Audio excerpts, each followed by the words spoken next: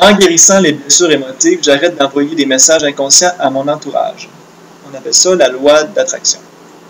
Si, par exemple, étant jeune, j'ai vécu une grande blessure par rapport à l'abandon. Par exemple, j'ai été adopté. Sur mon front, puis j'ai pas guéri la blessure.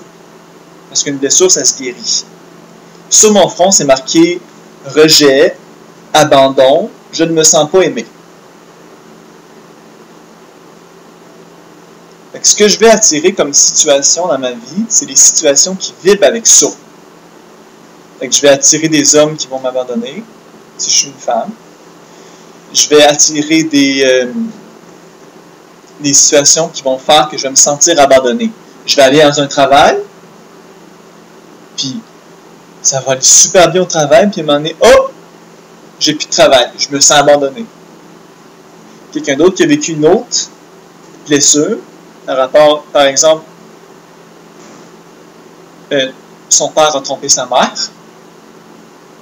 puis en tant que fille, l'enfant, ça l'a extrêmement blessé, bien, elle a dans son front la trahison.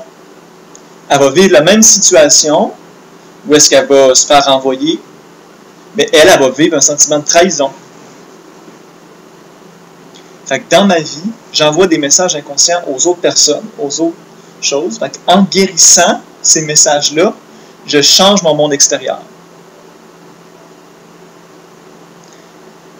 J'avais fait recommander cet exercice-là à une amie qui a 3 enfants. Puis elle avait de la difficulté avec sa plus jeune qui est adolescente.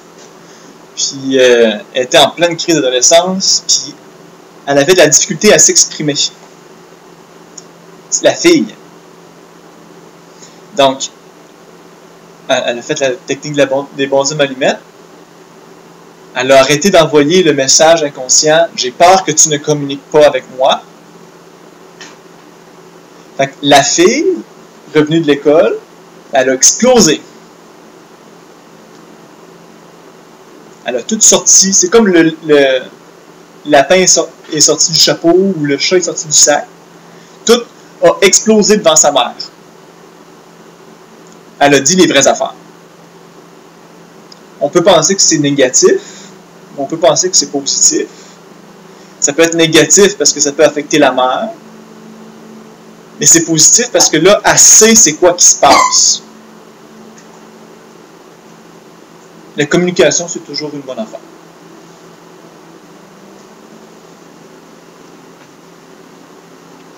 En guérissant les blessures émotives, je sors de la prison dans laquelle j'étais et que j'avais fabriquée. Si on revient à la situation de cette fille adolescente qui n'est pas capable de s'exprimer, puis de la mère qui envoie le message inconscient de « j'ai peur que tu ne t'exprimes pas », bien en fait, la mère est sortie d'une prison qui empêchait de sa fille de communiquer.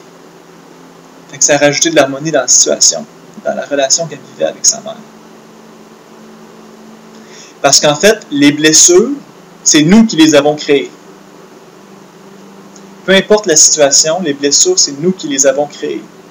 Parce que c'est 10% ce qui se passe, puis 90% ce que je réagis. Je prends 3 garçons dans une même famille. Le père, il boit, puis il bat la mère. Ce qui peut sembler être une situation épouvantable. Mais en fait, c'est pas épouvantable, c'est juste ce qui est. Ce qui se passe, c'est que le père, il boit de l'alcool, puis il devient violent, il bat sa mère. Le premier fils, lui, est en sacrifice après son père. J'aimerais mieux pas avoir de père, je serais prêt à le tuer pour libérer toute ma famille. Fait que ce fils-là va développer une rage intérieure envers son père. Et tout ce qui représente son père après ça dans sa vie. Tant que la blessure n'est pas guérie. Le deuxième,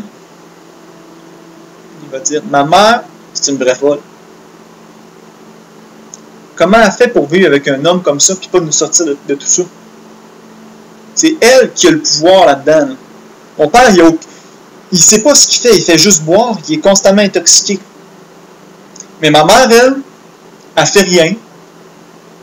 Elle nous aide pas. Puis là, souvent, c'est nous autres qui mangent la baffe. Ma mère, c'est une vraie faute. Fait que lui, il va développer une blessure plus vis-à-vis la mère. Que sa mère, elle l'aime pas. Qui n'est pas la même blessure que le père est violent. Je suis en colère avec mon père. C'est pas pareil. Le troisième enfant, il va dire: mon père, en fait, s'il boit, c'est parce qu'il y a une grande douleur intérieure, qu'il n'est pas capable d'exprimer autre que par l'alcool.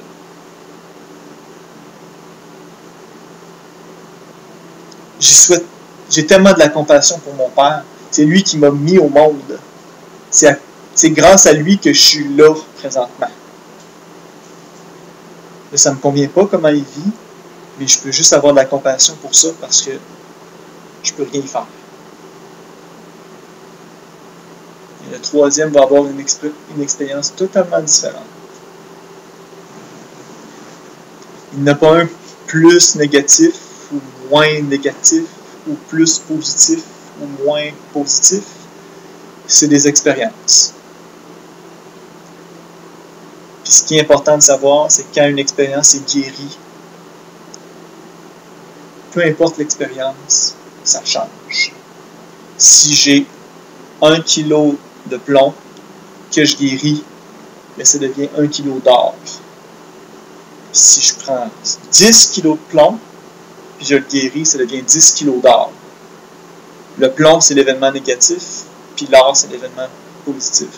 Fait que j'aille 5000 kilos de plomb, puis que je passe dans mon cœur, ça va donner 5000 kilos d'or. Fait que plus la situation peut sembler négative, plus j'en ressors du positif dans ma vie en la guérissant.